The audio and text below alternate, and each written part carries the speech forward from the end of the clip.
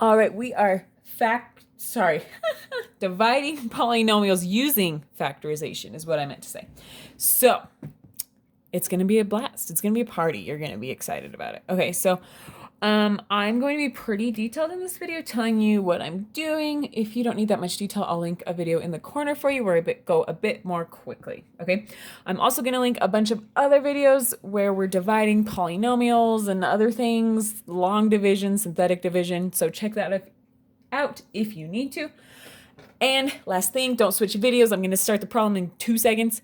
I'm also going to link a factoring playlist because factorization, obviously we're factoring. So I'm assuming you are pretty comfortable with it. If that's not the case, I will link that playlist for you to go review if needed. All right, but let's do this. So when I am dividing these using factorization, what I need to do is factor these problems. Okay, so I'm going to start on the top. When I say factor, I mean I'm looking for the parentheses that multiply to get this, okay? So I am looking at this one up here. When I am factoring something with 4 terms, I'm going to start by looking at my first 2 terms and seeing what I can pull out, okay? So 2x to the third minus 5x squared, I can pull out an x squared, okay? So if I pull out an x squared, what is left is 2x minus 5, okay? See how if I multiply that back in, I get this guy, okay? Now we're gonna look at this one. So negative 18x plus 45, what can I pull out from those? Well, negative 9 goes into both of them. So I'm gonna pull out a negative 9. If I pull that out, I'm left with 2x minus 5. All right. If factoring is still a little shaky for you, that's okay. Hopefully, as you do it more, it'll become a lot more natural, okay? Also, if you pulled out a positive 9 instead of a negative 9, then this would have had different signs and these wouldn't have matched. So hopefully you could have noticed, oh, I just need to take out a negative 9 and then these will match because that is our goal, is for these to match. I just said match like 7 times, sorry. All right, so now, because these are the same, now that is what I am pulling out, okay? If you're like, what is she doing? Go check out that playlist that I linked, and it can help you. All right, so now I pulled out that 2x minus 5, and what I'm left with is the x squared minus 9, okay? Now, x squared minus 9 can be factored down further. This is what we call a difference of 2 squares. Again, check out that playlist if you need to. But the x squared minus 9 factors to x plus 3 times x minus 3. Okay, so this now is my numerator, the top number factored. If I multiply all these together, I'll get this. Just like 2 times 3 equals 6, this times this times this gives me this. All right? Okay, so that is my numerator. Now my denominator is currently 2x squared plus x minus 15. Okay, how do I factor this guy? Okay, I am going to take this negative 15 and multiply it by the 2. Okay, that gives me a negative 30.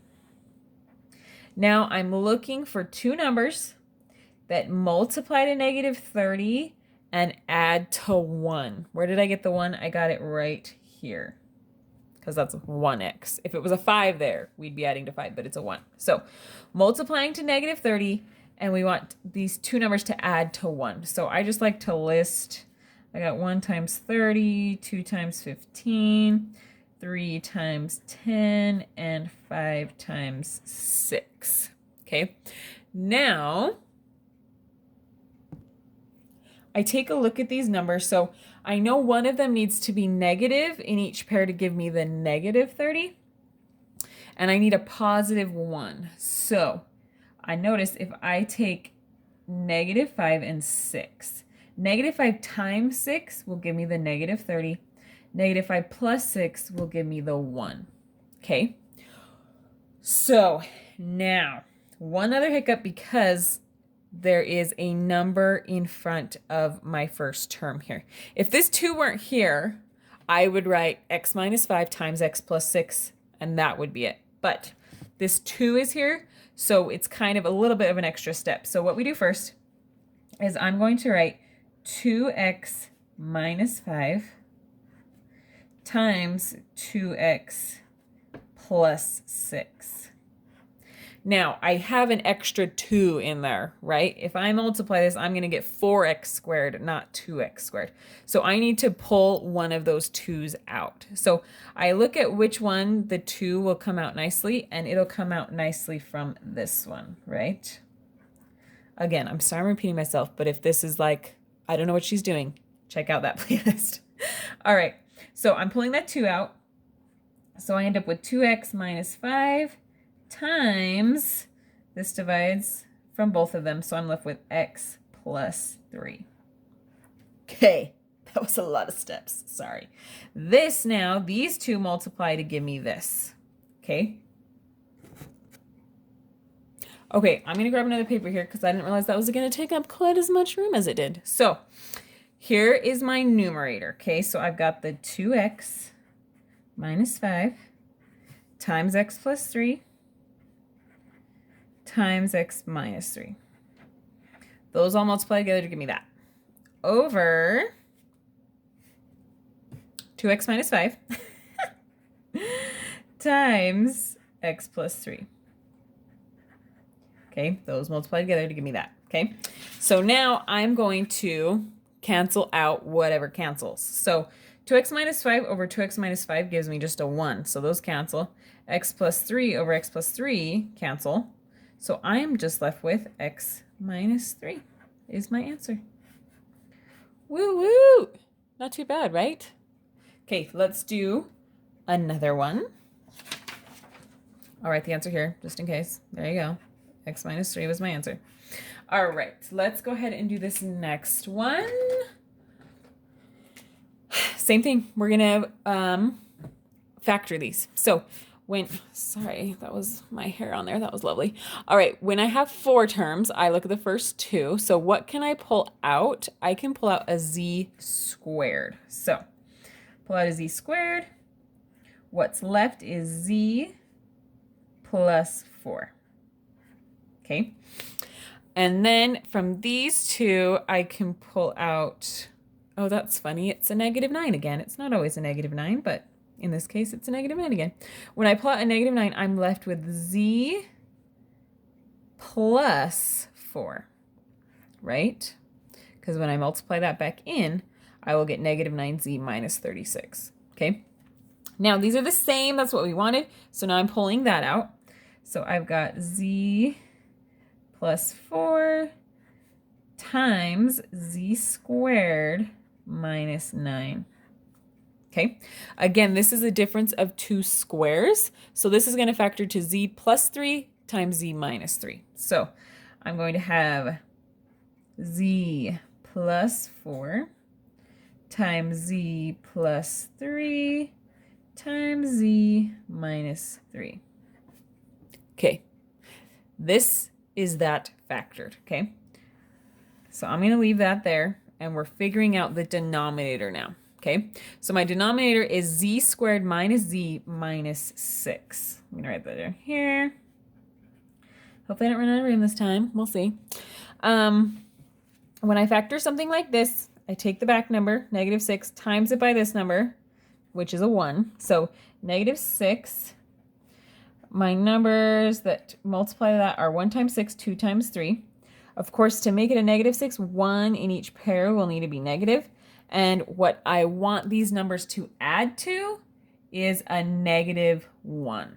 Okay, so I notice 2 times -3 will give me -6, and 2 minus 3, or 2 plus a -3, you can think of it either way, will give me the -1. Okay, since the number in front of my z squared is a 1, I don't have to do this divide out thing I did before. So I just know that my 2 parentheses are z plus 2 times z minus 3. Okay, you can always check yourself, multiply that back out to make sure you get this. Okay, so that is my denominator. Z plus 2 times z minus 3. Okay, so now this is my, sorry, I'm going to circle in a different color. This is not my answer, sorry, but I'm just sectioning it off so you can kind of tell it from the other numbers there. So this is this factored out, right? So now I'm going to cancel what I can cancel. So z plus 4, there's no z plus 4 on the bottom, no z plus 3 on the bottom. There is a z minus 3 and a z minus 3, so those cancel, okay? So now what I'm left with, my denominator didn't go away, and that's okay, it won't always. So what I'm left with is z plus 4 times z plus 3 over z plus 2, okay? And that's your answer. It is possible that your teacher might want you to multiply this back out for your answer, but that might be a little nitpicky. Don't quote me saying that, but if you need to, you can always multiply that out, okay? But there you go. Check out those other videos if you need to. But hopefully this made sense and you can get your homework done and have dreams of math that aren't nightmares.